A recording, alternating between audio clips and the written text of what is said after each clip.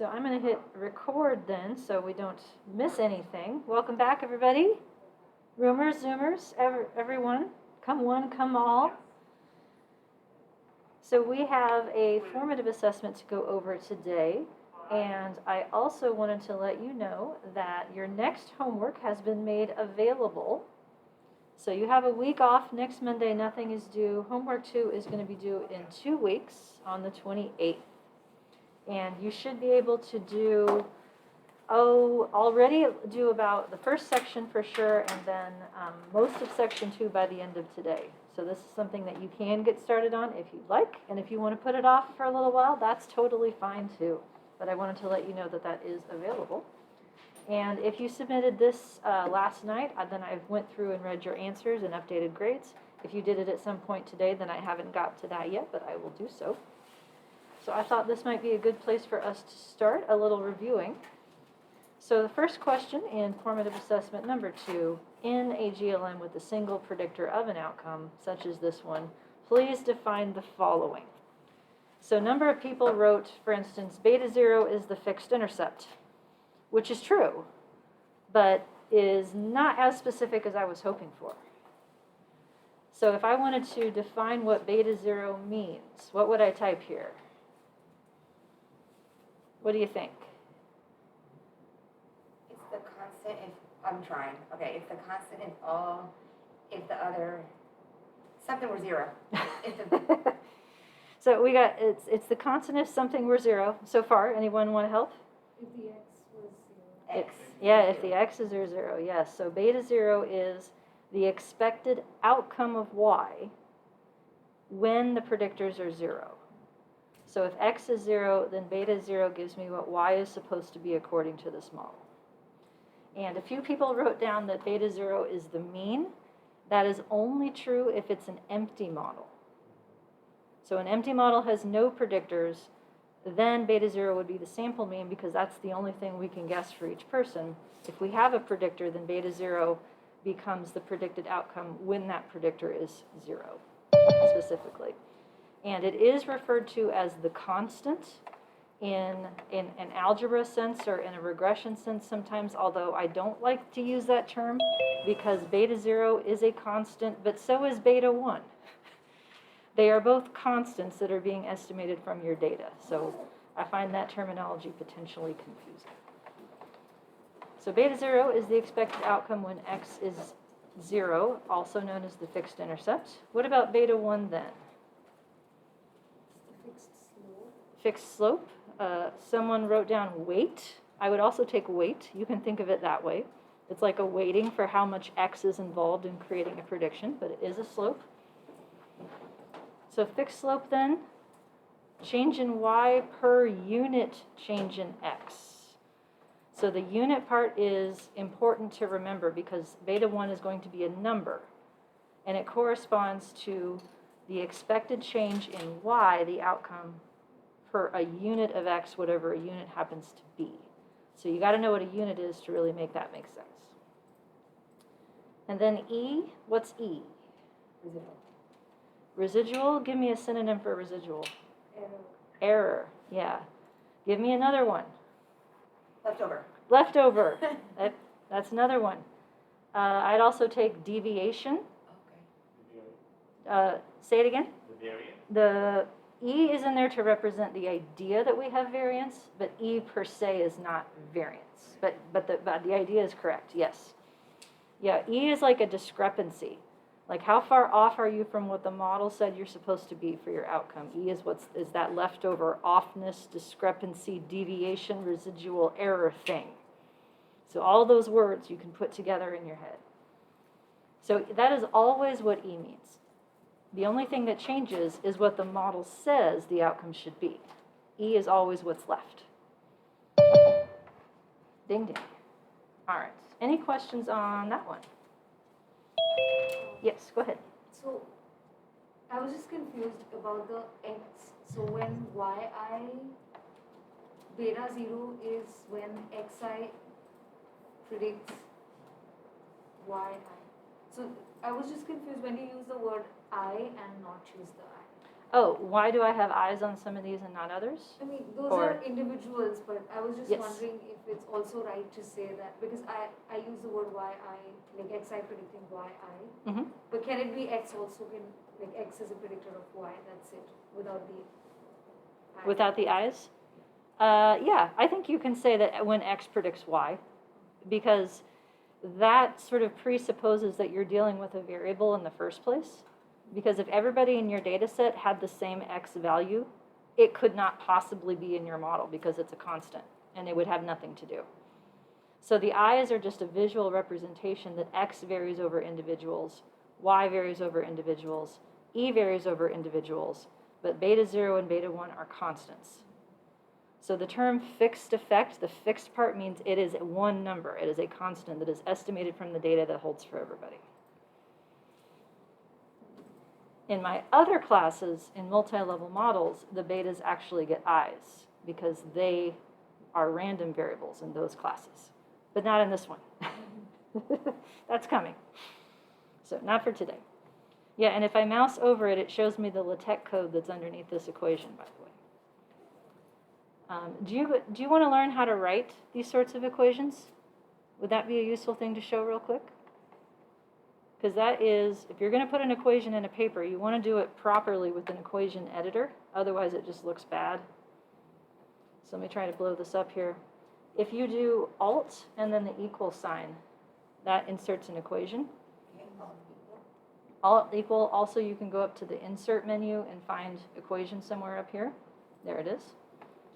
And so inside the equation, like if I want to type y sub I, you don't have to hunt and peck for the superscripts and the subscripts. If you put an underscore and then an I, now I'm going to hit the space bar. Watch what happens.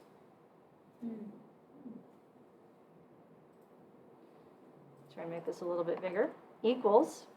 Now the same thing. If I wanted to do a Greek letter, the hard way is to go up to the Insert menu, go to Symbol, more symbols, and then scroll through this never-ending list of things until you find the letter beta, or type the slash that's above the Enter key, the word beta, and hit spacebar.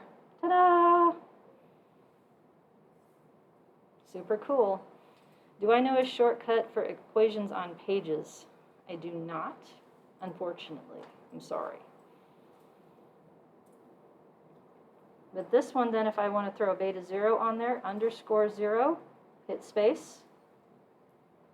By the way, if you want to do squared terms, so for instance, if I wanted to have an x squared in here, that's the caret above the 6, like that. It becomes a superscript. And then you can have like subscripts and superscripts at the same time. So this is how I make equations in PowerPoint and in Word. I also sometimes use a standalone package that integrates into here called MathType. My book is written in MathType because the publisher wanted it that way. But otherwise, this works fine for most of what I need to do in a manuscript.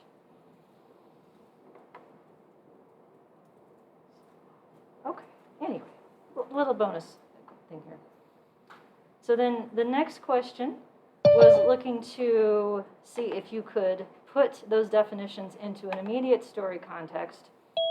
And as many of my examples do, this one is also inspired by my son. Every single Monday, we have the same conversation about how he doesn't want to go to school because school is the worst. And I want to beat my game because I'm so close, and Bowser this, and Mario that, and Luigi this, and Peach that. And he's just really upset that we make him go to school. And I explained that he's in first grade and that it's illegal for him not to go to school. And that doesn't sway him much. But usually by the end of the day on Monday, he's found his friends again and he remembers that school isn't actually so bad. But the more hours of Nintendo that he plays on a weekend, the worse it gets. So in my story then, I have Y is enthusiasm for school, and X is weekly hours of Nintendo. So then I have enthusiasm is, my beta 0 is estimated as 80 in this example. What does that mean? When x is 0, then the enthusiasm for school is 80. So when X is 0, say it louder. when the X is 0, so probably 0 hours of Nintendo, then the enthusiasm for school is 80. Yes, so when X is 0, which in the story, this is what we're going for, is the translation to the story. For a child who does not play Nintendo at all, their enthusiasm for school is 80. Question? No? On what scale are you measuring that 80? Let's go with a percentage out of 100. Does that sound good? I'm just making up numbers here. This is I just wasn't sure if it was yeah. just like it could indicate a percentage or like the number of the sample. In this case, it would have to be some kind of variable that conveys an attitude, like a feeling thermometer is one that would be a variable, like how much do you like this on a scale of 0 to 100. So 80 is my sort of, a child who does not play Nintendo, they're expected to have an 80. But what happens? What does the -2 do? Decreases the satisfaction of school. Yeah, it decreases it. So for every additional hour of Nintendo, so that's a unit of X in this story, for every additional hour of Nintendo, enthusiasm is lower by 2.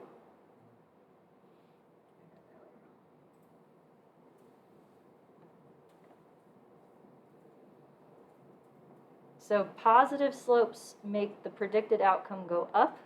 Negative slopes make the predicted outcome go down. Can you say that again, please? Yep. Positive slopes make the predicted outcome go up. Negative slopes make the predicted outcome go down.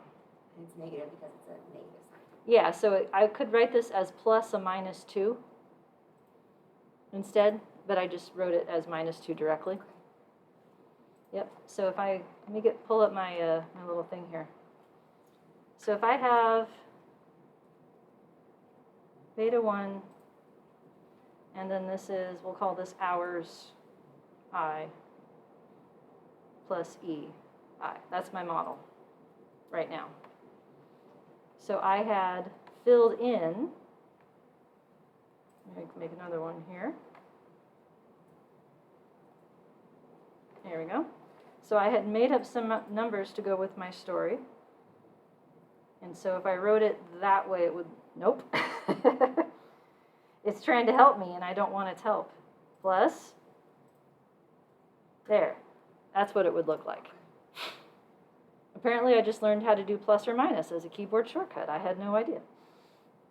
So this is what it would look like. And then E is what's left.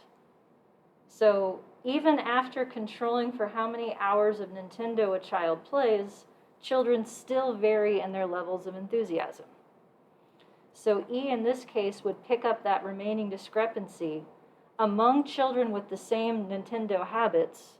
Why are there differences still in their enthusiasm? We don't know yet. That's E. That's the leftover deviation, unexplained residual error. Okay, how are we doing? Okay, so the next question then is, what would happen if I centered hours at 10? What changes and what stays the same? So let me bring that one down. So if I did this instead. So I'm changing the reference "you are here" sign of the model to describe someone who plays 10 hours of Nintendo a week. That's what the question is asking. We got a question in the chat window. Rather than making, which implies correlation, we are really talking about inference here, correct? I'm not sure that I understand the question. I would say that in this story, there's nothing causally interpretable. We're describing the association between school enthusiasm and Nintendo hours. And there's nothing in my story yet that talks about standard errors of these numbers, which means there's nothing in my story that talks about my capacity to test them against 0. I don't have that as part of the story yet. Okay, so if I centered this variable at 10, which of these two numbers needs to change? Question or answer? I thought, wouldn't that turn the slope positive? It does not turn the slope positive in this case. What we're doing is, like if I have my regression line, hang on, I got to get a negative slope for you guys. There we go. Negative slope regression line. I am changing where the y-axis intersects this. So it was over, yep, is this about 0? I'm moving it to here. The slope is still negative though. It's still the same relationship between these variables, because just because I add 10 or subtract 10, it doesn't change how Nintendo is related to enthusiasm. It's just a rescaling of what Nintendo means. So this variable now has an implicit reference point of 10 hours as the new 0. Like that's sort of where your starting point for the prediction would be as someone who plays 10 hours a week. Which is, let me tell you, way, way less than my son gets away with, but. So this number is actually going to stay the same. It's this one. It's the fixed intercept that has to change. Yeah. Now what's it going to be? What the 80 will become? What does the 80 become? So if we, oh, hey, come back here. It's, all of these have decided now to realign themselves differently. Come on. Okay. Really? All right, that's fine. I'll work with it. So if I filled it in, 80 plus minus 2 times 10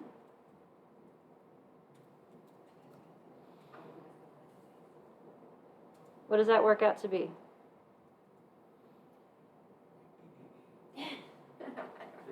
60. Yeah.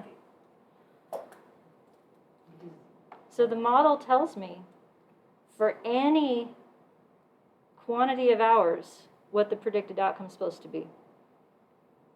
So if this is my prediction, yeah, because it's a negative slope.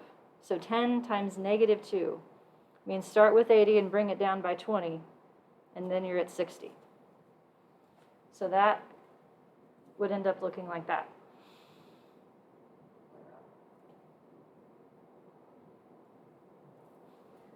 So if I change the centering of a predictor, the intercept changes, not the slope.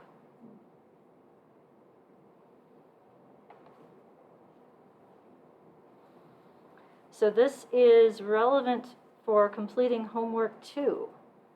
If you get all of the answers correct except the intercept, you have not centered your predictors correctly. Because the answer key is going to refer to whatever I said 0 should mean in your data, and if you didn't change it to follow the instructions, then that intercept answer will be incorrect, but the rest will be correct. So 60 is what the intercept would become if I recentered hours at 10 instead of 0.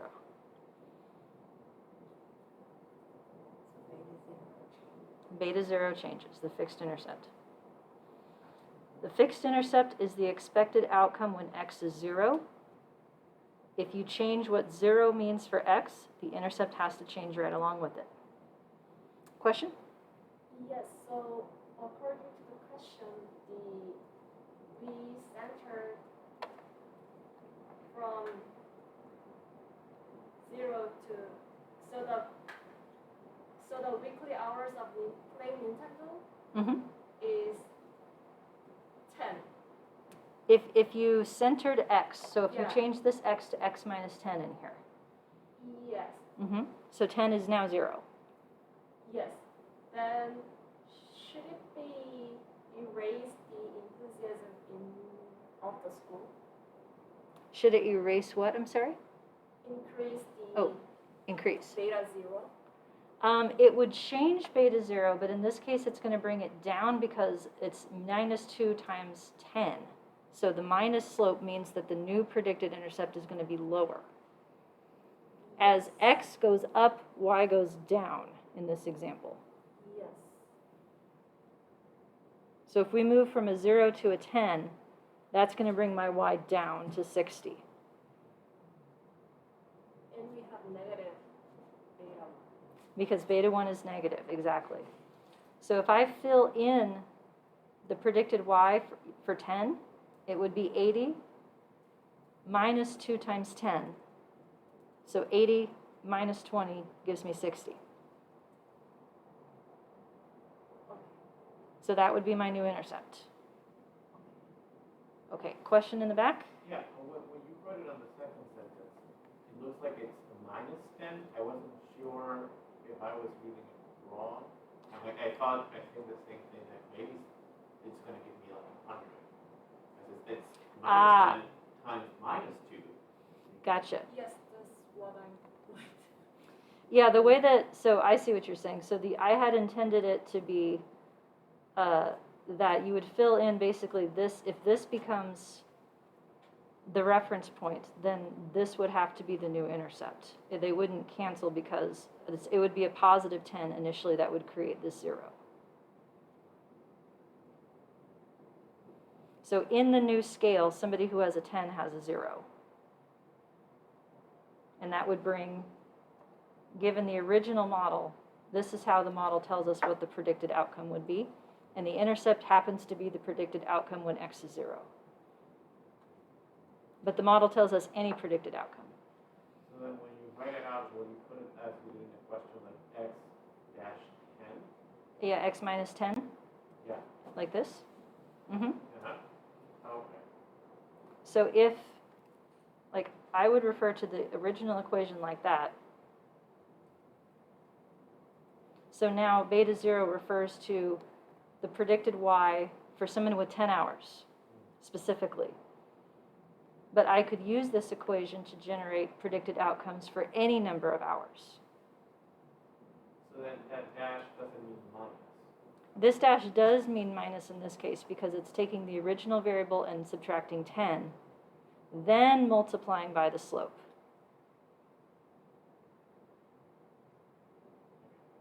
So I think there's an order of operations here. So 10 is the part that's in parentheses. That's what 0 would be in the new scale. And then the 10 gets multiplied by minus 2 because minus 2 is the slope. So it's never going to be a negative. The two negatives are never going to cancel each other out in that case. Because you're adding 10 hours? Well, so if, let's play through this. This is the equation. So what happens if I wanted to have somebody who is still below average? So in this case, it would be like if I had if somebody was at 8 hours, then that would be negative 2. And then in this case, it would go up.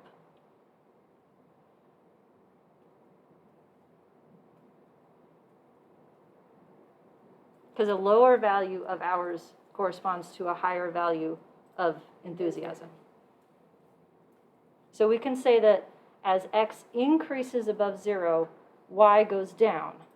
Or we can say that as x decreases from 0 the other way, y goes up.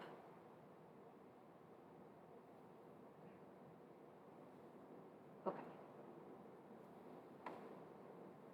So the point of the question was the slope doesn't change as a function of centering, the intercept does. And E doesn't change either because the model is the same. I can rearrange this however I want to get a predicted outcome for any kind of person. And that's one of the things that I haven't shown you yet that we get to do today is how to make SAS data or R build these sorts of predictions for you. It will do the math for you if you know how to ask. Okay, I feel like I'm making it worse. I'm just going to put that away for right now. Recenter with the beach. Stop making it worse, Lisa. Talk to myself. Okay, so we'll get more practice with this in the example today, predicting income from education. Last question then, standard deviation and standard error. This is a tricky one. So I had lots of folks write things about standard deviation is about the people and standard error is about the samples, and that is true. They're both ways of quantifying some kind of deviation. The question is deviation of what from what? So standard deviation would be, for instance, of the E residuals. So in these sorts of models with an E at the end, I can compute the variance of these E's, and it's the collection of offnesses from the model prediction. And I can take that variance and square root it and get a standard deviation, and then that means, like, on average, the model is wrong by this much. That would give me the standard deviation of the E's. Standard error then has to do with the expected inconsistency of the results across repeated samples of the same kind. So a standard error for a statistic is how far off that statistic is from the population version on average. So everything that you would end up with as a model result has a standard error to it. Your fixed intercept has a standard error. Your slope has a standard error. Each of your predicted outcomes has a standard error, and it gets wider as you move away from the mean of the predictor. Even residual variance actually has a standard error for how variable the estimate of variance would be across samples. I know, that one hurts. You don't ever see it in these models, but it shows up in other estimation routines. And how do they relate to each other? A lot of folks did not tell me this part. Any ideas on what I might have been going for there? How do they relate to each other? Standard error and standard deviation. Idea in the back?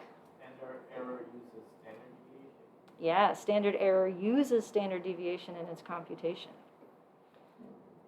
So the standard error for, I have a slide on this, let me find it.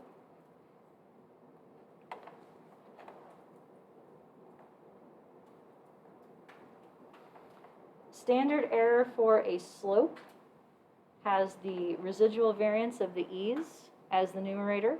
So if you take the square root off, that's my standard deviation. And the same is true for the standard error of a predicted outcome. It has standard deviation as a component. So really there's two things that affect your standard error once you correct for scaling. Standard deviation of your data, how spread apart your people are on the outcome, and how spread apart the E's are from what the model says after you add predictors, and sample size. As sample size goes up, what happens to standard error? It goes down. Yep, more people, more consistency. As standard deviation goes up, what happens to standard error? It becomes big. It goes up too. More spread of the people, more inconsistency across samples. Yep. Okay. Questions? A few folks were honest and said, yeah, I still don't understand this part. And I appreciate the honesty. I have a memory of one of my first stats classes where there was an essay question about type 1 error and type 2 error and power and all that. And for my answer, I just wrote, Cal, I'm sorry, I still don't have this, who was the name of my instructor. And I got my test back, and he gave me 1 point out of 4 for honesty. So I thought that was generous. That concept took me a while. So some things take longer to get in than others. If there's anything that I can do to try and help, I'm willing to do so.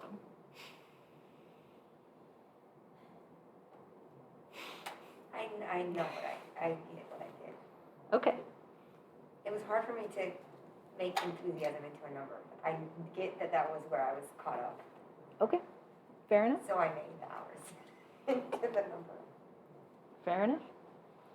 Well, we have some example code to go through. Maybe seeing numbers will help make things a little more concrete, because this stuff is awfully abstract without numbers, right? Should we dive back into example 2? May as well, right? So we worked our way through maybe the first third of this handout or so.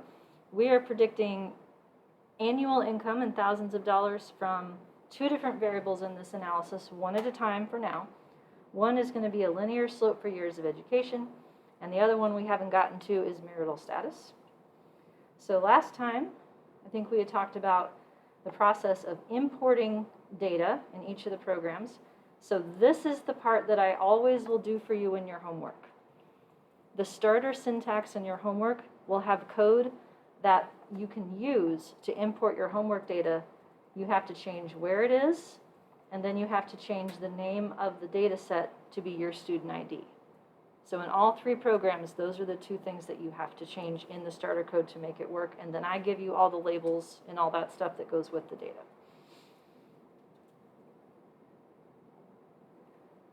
So we had done some descriptive statistics. The mean of annual income in the sample is 17.3, standard deviation of 13.8, and variance of 190. These are the numbers that are going to show up in our empty model. So we did that one. In SAS, we're using ProcGLM. And we had a question here about this data equals at the end of class, I think. Were you asking that? Yes. So this data, the equal sign here, and the fact that it is a lighter blue than what it is up here.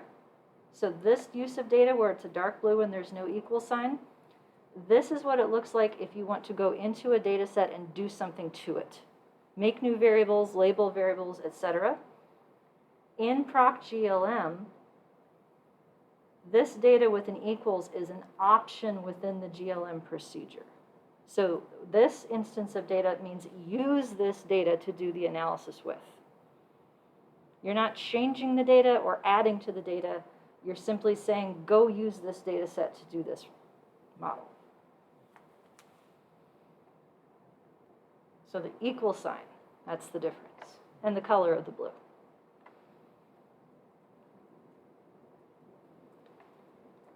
So in the output that we looked at last time, there were 2 numbers I wanted you to pay attention to.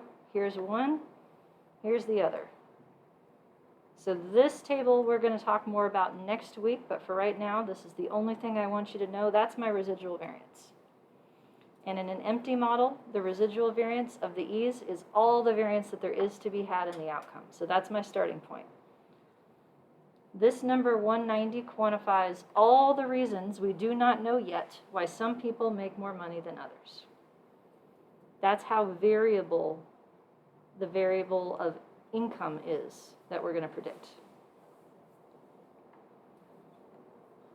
Beta zero's intercept is 17.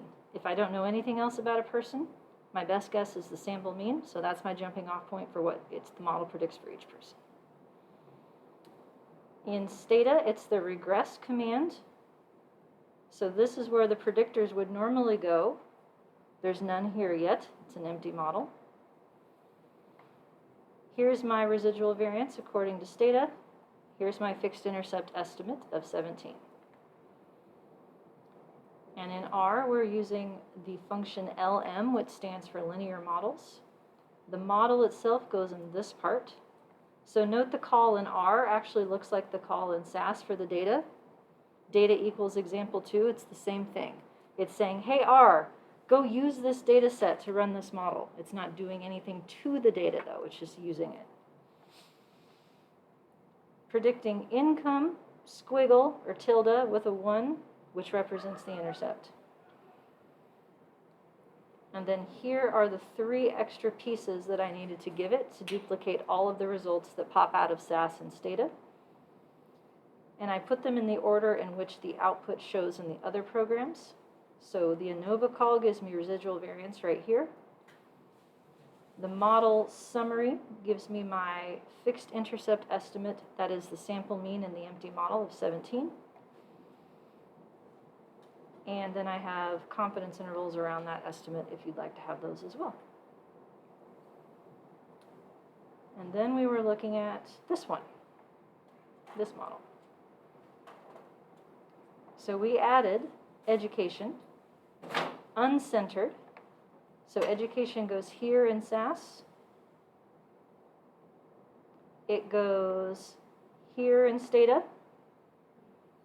Okay, so Stata users, let me give you a pro tip. Even though you totally cannot tell just by looking at this, these orders are not interchangeable. So this is a common mistake of people learning Stata. Can you guess what would happen if I typed it the other way? Like if I did this instead?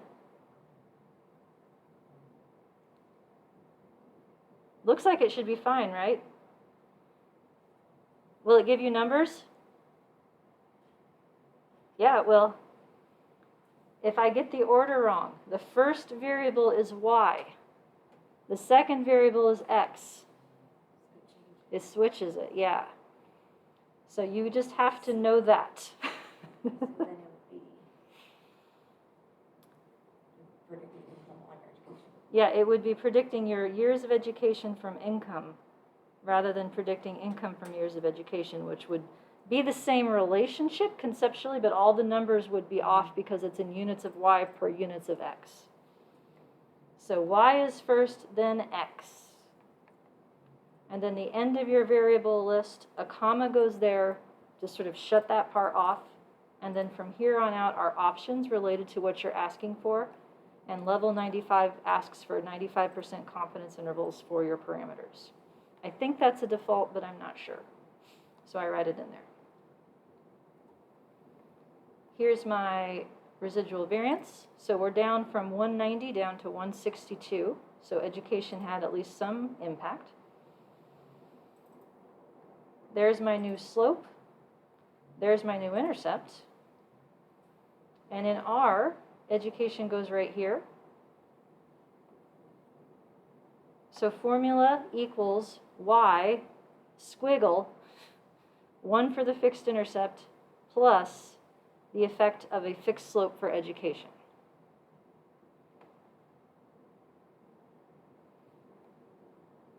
And then this is where we left off with this weird result right here from last time. So the estimate for my intercept used to be 17 because in the empty model, that was the sample mean for income. My fixed intercept is always the expected outcome when my predictors are 0. So in this story, what has just been estimated as minus 7.8? What does that number tell us?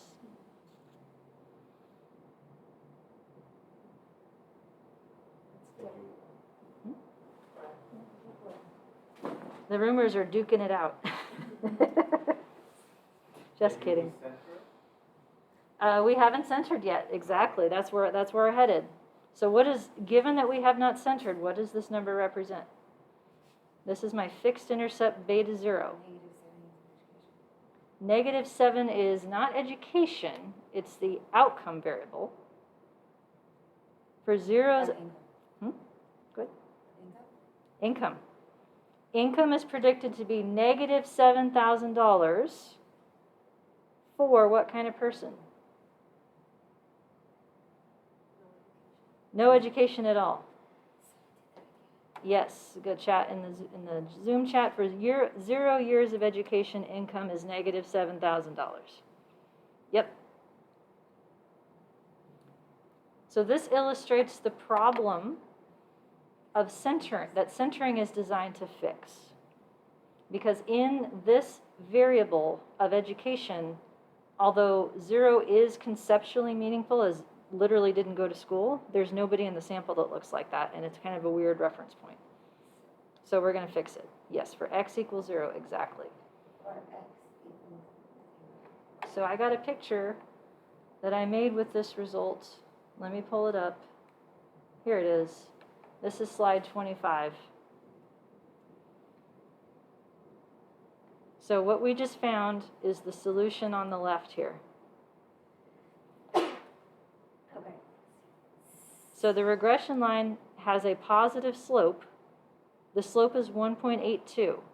So for every additional year of education, income is predicted to be higher by 1.82. So units of X is years of education. Units of Y is thousands of dollars. When you center the, I'm getting confused, but you center in the you're centering the X, Centering the X, yes, that's what we're going to do in just a second. but the Y then gets affected by that. Yes, the predicted value of Y gets affected if you center X, not the slope for X. Yeah, I And meant that. this is confusing. It I did is. not get that yesterday at all. Well, let me try to help. No, thank you. I'm talking out loud and I appreciate you listening, but like, thank you. Yes, no, we have a rumor here admitting that they do not understand something. Let me assure you, you are in good company. I had a number of folks say, yeah, this is still confusing me. But it boils down to the difference in these two pictures here and where the reference point for the model is. So in the picture on the left, the intercept is the predicted value on this y-axis of income, which is what we're predicting, literally at x is 0. So I had to extend the line out past what it even drew for me to get to where the model prediction is. So that's why it's -7, is because that is where this regression line intersects the y-axis at x equals 0. So what we're going to do is take that entire plot and move it over to the right, basically. So now the intercept that we get after we center education at 12 years is 14, because it refers to this middle value of 12 internally as the new 0. Go ahead. So, okay, I'm just gonna repeat what I just said to make sure. So you're changing the X, We're changing the x so Y is meaningful. so that y is meaningful, yes. But, okay, so here it says X of 0 is meaningful, but that's really just because we need Y to be meaningful. Yes. Okay, Yeah, we're changing what an x of 0 stands for so that the predicted intercept given for x of 0 is a meaningful value. for that one. Yep. We're trying to make beta 0 mean something. So the analogy that I used is like beta 0 is the you are here sign of the map of the mall or the airport, right? It's your reference point. So if I go up this regression line, then I know that for every additional year of education, I make another $1.82 thousand. And if I go down this regression line, I make $1.82 less $1,000. But the middle of the line here is where I have changed. Basically, the intercept refers to this point, not that one. Both are equally correct in that a line keeps going forever and ever, but this one is more useful. So we're going to fix it by changing what x means, where 0 is, by subtracting a constant. And that process of subtracting a constant to change what 0 means is called centering. And we do that to get a meaningful fixed intercept for what y is. So we change x so we get a more meaningful predicted y when x is 0.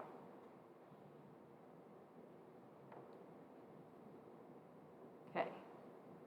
So is this getting a little better? Thumb sideways, maybe? You can wiggle. You can have like an inconsistency over time. All right. So let's fix it. Well, first thing we got to do is make a new variable. So I think this is the first time that you will have seen making new variables in code as a new skill. So let me show you what it looks like in each program in turn. Conceptually, we are making a new x to go in here. We're taking our existing column, we're copying it over, and we're subtracting 12 from every single value. So the new column, 0, refers to 12 years of education. That's what we're doing. In SAS, you have to start any data transformations with this chunk of code first, the data and the set.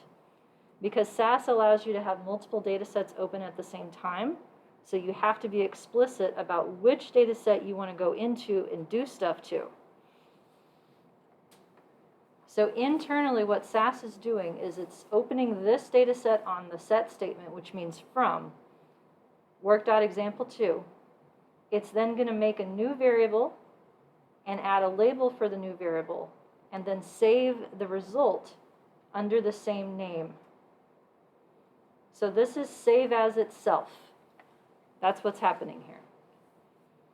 Going into the data set, adding a variable, labeling the variable, and then saving it under the same name.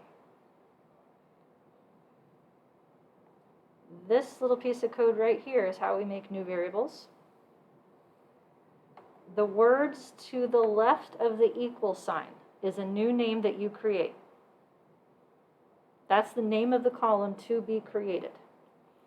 Now, I have a naming convention system that I always use when I'm teaching and when I'm doing analyses, which is to start with whatever the column used to be, and then add the number that I centered it at as part of the new name. So education 12 to me means education centered at 12. But you can type whatever you want here. So you can type like new education, or Lisa sucks. Like that. You can type whatever you want, but you can't have spaces, and it can't start with a number. So what you will often see in textbooks is something like this, education with an underscore C or something like that, which stands for centered. But that doesn't tell you what you centered it at. So my version of it is designed to remind you when you're using these variables in analyses, stop with the capitals, there we go, what 0 means. So you can name it whatever you want. This part is the column that currently exists. The current name for the column you're pulling this information from is EDUC, lowercase. SAS doesn't care about lowercase, but Stata and R do. And then lastly, I am subtracting 12.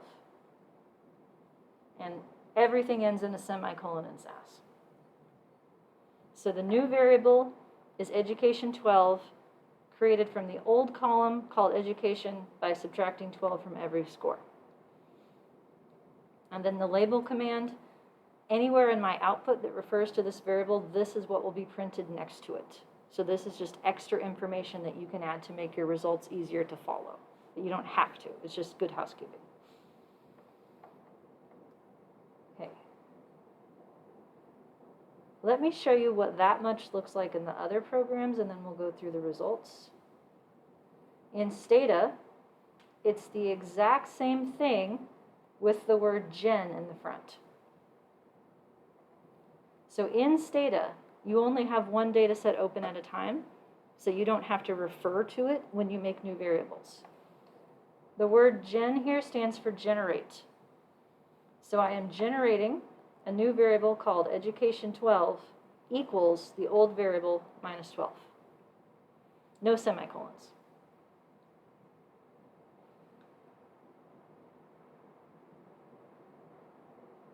There is also then in R this way of doing it, which refers to the data set explicitly as part of the name of the variable. So in R, it's the same premise, new variable equals old variable minus 12. But example 2 is the name of the data set, then a $sign, then the name of the new variable in the data set, old variable from this data set called education. So in R, I'm referring to both the name of the data set and the column within the data set to do this. There are ways to shortcut it, but that is less transparent. So I'm doing it this way to be maximally clear as to what's happening. So in your homework, I'll ask you to center a predictor. This is what I mean.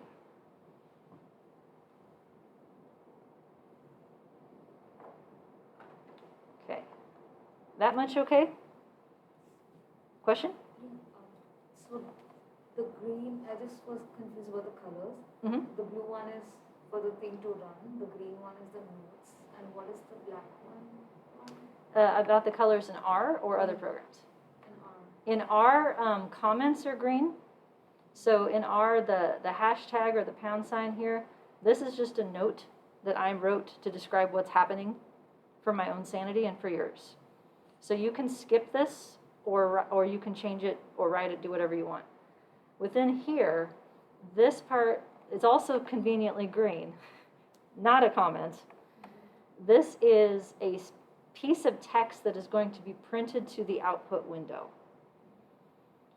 So the package that I use to save our output out of the console, it doesn't print comments that way.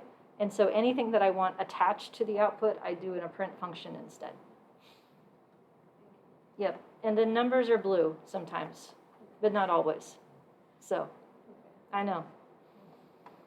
Fewer colors in R relative to the others. Okay, and then yeah, and dedicated stata commands are blue.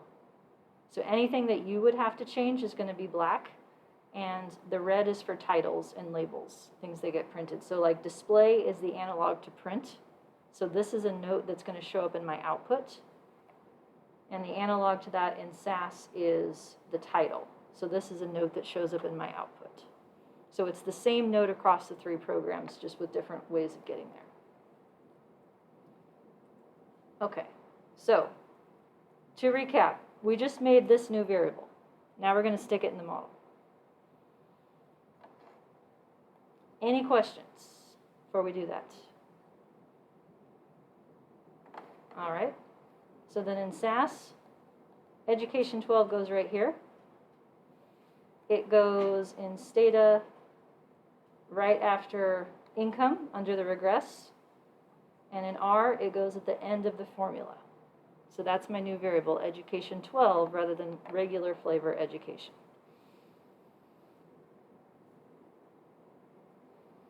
So since I'm on R, we can go through that output first. I've bolded the things that you should be looking for. So 162 is my residual variance. That has not changed as a function of centering. It's the same model with respect to how education predicts income. I've simply changed what the intercept refers to as a reference point for what 0 means for my predictor. So now, my slope of education is exactly the same. The standard error for it is exactly the same. The significance test that goes with it is exactly the same. Centering does not change your slope. Centering changes your intercept. The -7 has been replaced by the 14. So now, my model is telling me that somebody who graduated high school, because that's when education 12 equals 0, somebody who graduated high school is predicted to make $14,000 a year. For every additional year of education, their predicted income goes up by $1.82 thousand.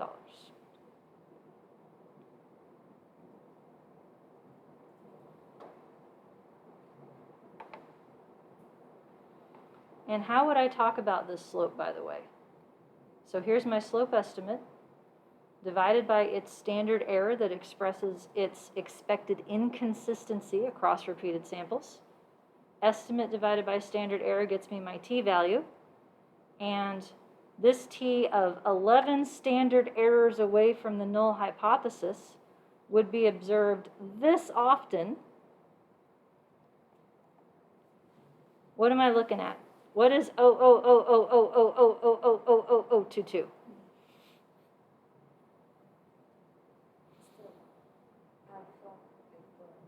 Confidence that you have it.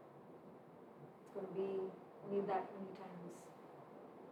It's going to be wrong or false. Is that what it is?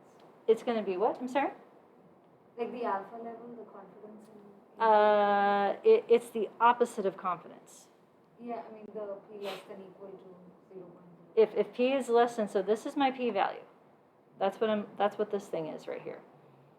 The heading for it is not helpful, but it says probability of greater than absolute value of t, meaning how often would you see a t of 11? I would see it very, very rarely, this percent of the time. And this is the number that we compare relative to alpha to decide on a binary assessment of significance. So this number is less than our chosen alpha of 0.05. That means we would describe the slope as significant. Significantly positive, because this is a positive number indicating that income goes up for people with more education.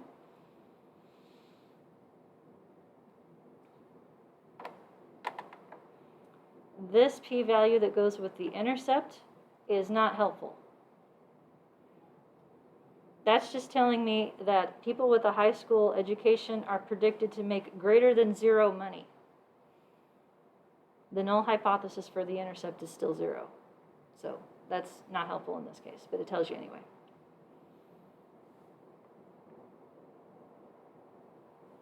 Okay. And what would you say the t-value of 11, like how would you read that? The t-value of 11, what is that? That tells you how many standard errors away from the null hypothesis you are. Where a standard error is a unit of expected inconsistency. So like if you redo the study over and over again, you're not going to get the exact same result. The slope is going to be off by like 0.16 on average. So if this is your index of what is expected, you are 11 of those away. But that's going to happen rarely. Very, very rarely. Yes, if the true slope in the population is 0, you would get a slope of 1.82 less than 0.0000000% of the time. It's really, really unlikely to get a slope this big if the expected fluctuation of the slope is this small in a population with the true slope is 0. Super duper unlikely. That's what this p-value is telling you. So we have, and it's p to just 0 in Stata. It doesn't give you the exact p-value. P to 3, 0 to 3 decimal places.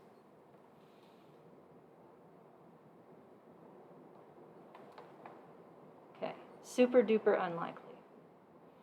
So in terms of the null hypothesis, is this a reject or a retain?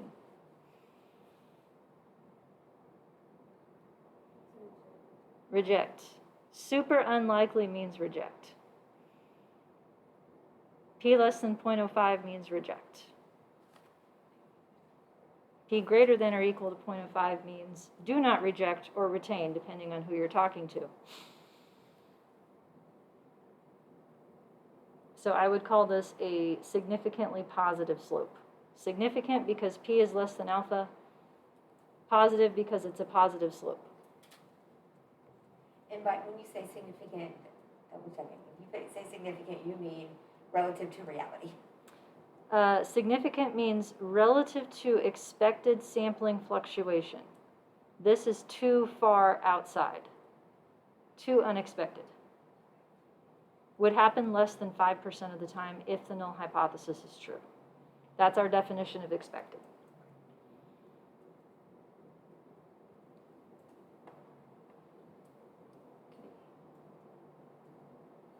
So there's the same number in Stata. There's the same number in SAS. Now there's a bunch of other code in here that I need to explain still. This is new. Estimate statements, the Stata Lincom statements, or margins rather, I think, and these things here.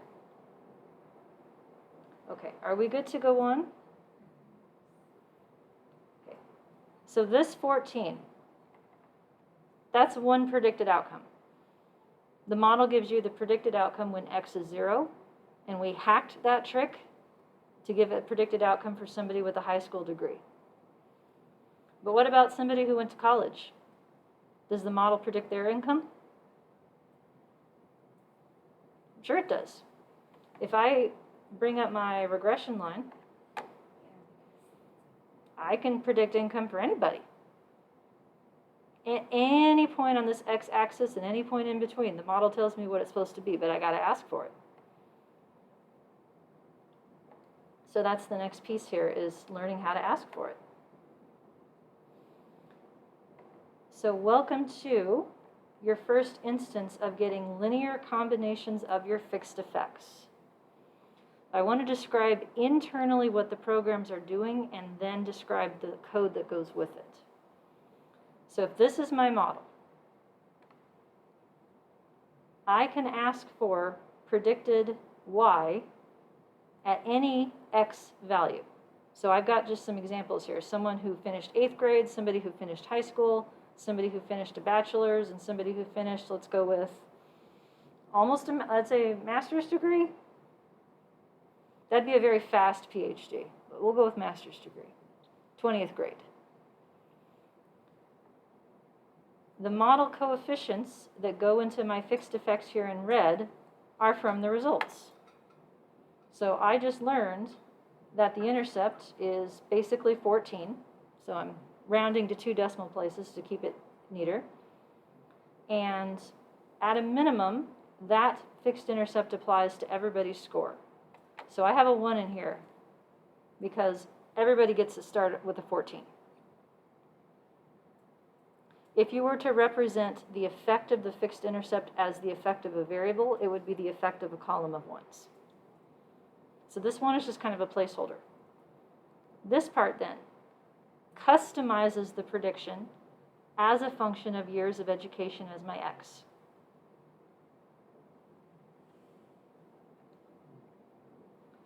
So for 8 years, the value that goes in parentheses is relative to the centered variable. So 12 is 0. That means if I want a prediction for somebody with 8 years, they are 4 years below 12. So minus 4 is what goes in here. If I want a prediction for somebody with 12 years, 0 is what goes in here, because that is when this new variable is 0, is when we're at 12. So this one is really here for pedagogical purposes because the model already gives that to me. That is the definition of the fixed intercept. I always get that one. Likewise, 16 years of education, I put a 4 here because it's 4 more than 12. 8 years of education corresponds to 20 in the original variable.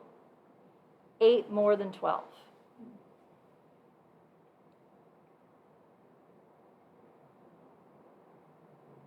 Okay, so stare at this for a second. Tell me if this makes sense, just conceptually.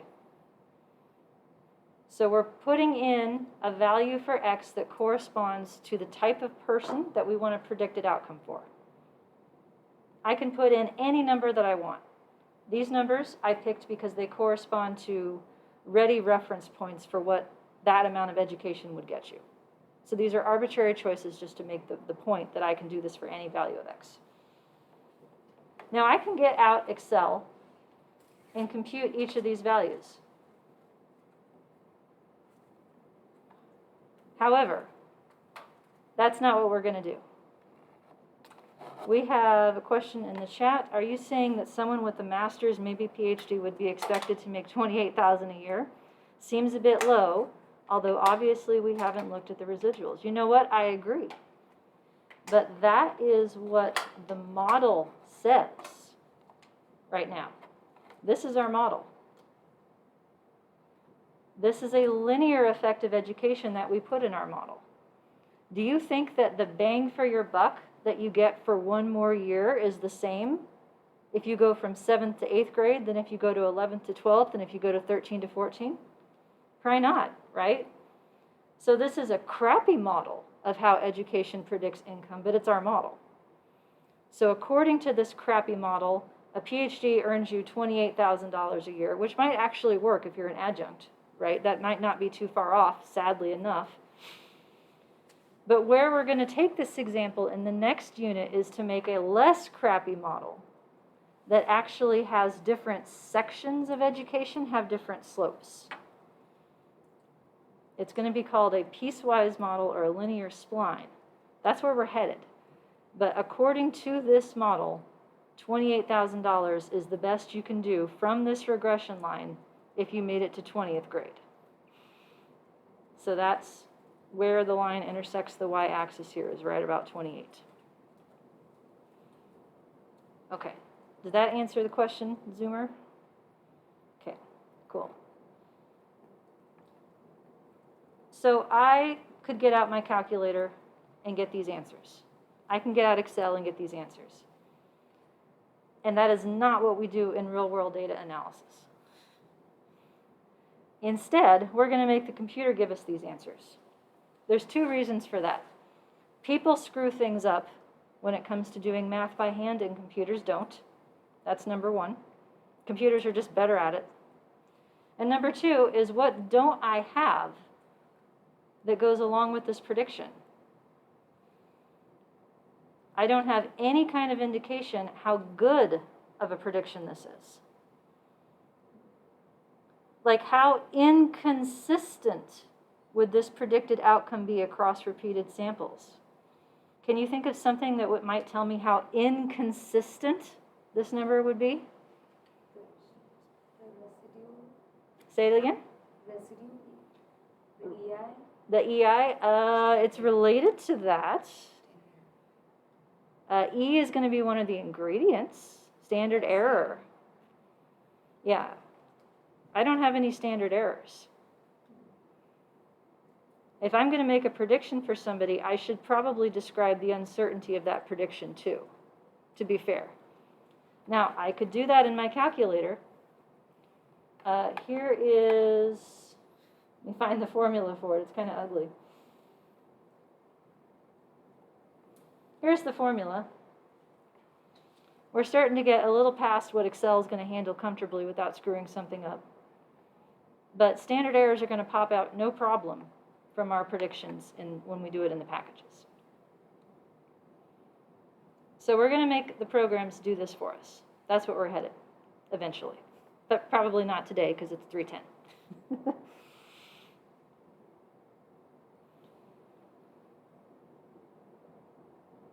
So we can ask it, each program, to access the results that it has stored and do math on them for us. That's what I want to show you how to do. The first instance of that as a general concept is making predicted outcomes. And there will be others to follow.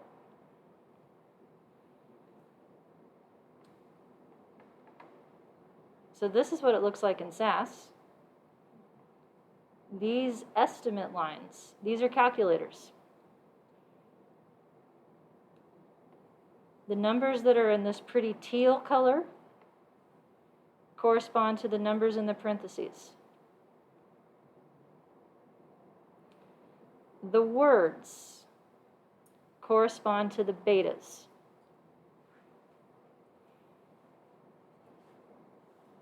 So when I type intercept, I'm saying, hey, you know what you're going to make beta 0? Take that number and put it in my formula.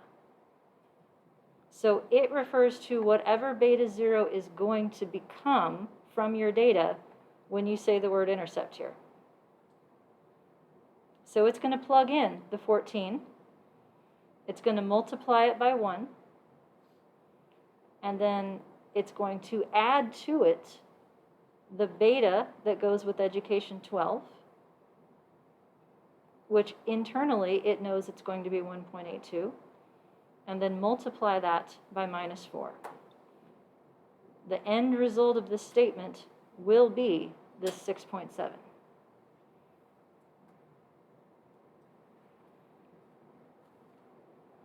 So it's holding the internal results and using them to do math. Cool, huh? Question? How does it know that the space means a plus or multiply? Good questions. The question was, how do you know that this space means plus? you just got to know. In Stata, it's written out explicitly. Stata actually makes it explicit. So this is what that exact same command looks like in Stata instead of SAS, where Stata refers to the fixed intercept as underscore const. So that says, hey, can you go figure out what beta 0 is going to be? And then I need one of those, and then add to it whatever beta 1 is going to be times minus 4.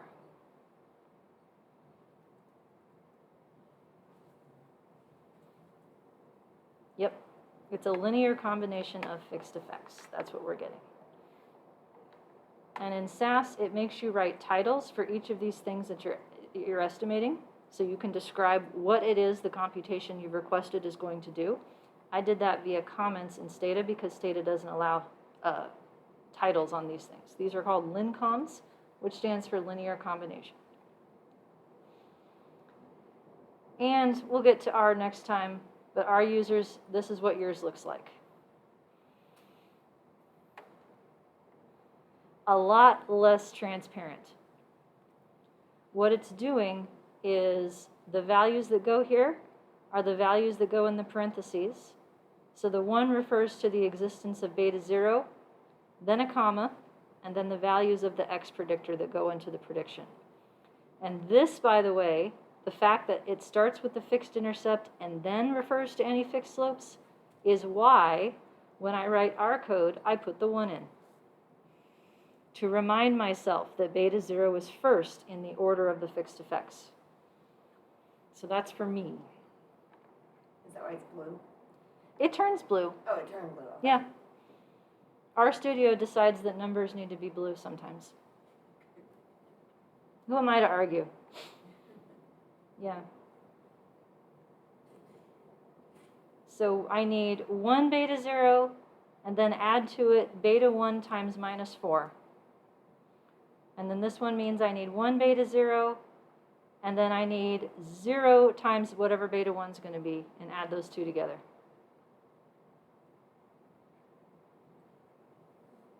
And here's the results in each program. So in SAS, those are my predicted outcomes. The standard errors go with them, as well as a hypothesis test if I cared about that. In Stata, it's printed in these separate little tables. And in R, the code that I wrote generates one table with the same predictions. Now we're through all the way of section 2 on your next homework. So I'll ask you to generate predicted outcomes for particular values of a predictor. This is how.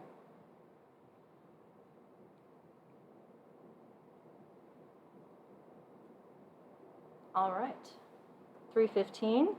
Questions before we call it a day?